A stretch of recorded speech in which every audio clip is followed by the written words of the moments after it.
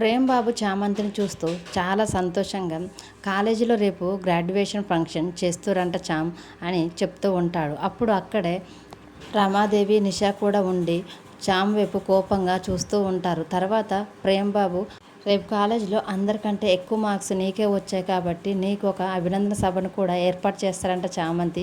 Congratulations అని ప్రేమ్ బాబు చామంతికి congrats చెప్తూ ఉంటే అప్పుడు చామంతి మాత్రం థ్యాంక్స్ ప్రేమ్ బాబు అని అంటూ ఉంటుంది. అలా వాళ్ళిద్దరూ సంతోషంగా నవ్వుకుంటూ మాట్లాడుకుంటుంటే ఒకవైపు రమాదేవి, మరోవైపు నిషా చాలా కోపంగా వాళ్ళ వైపే చూస్తూ ఉంటారు.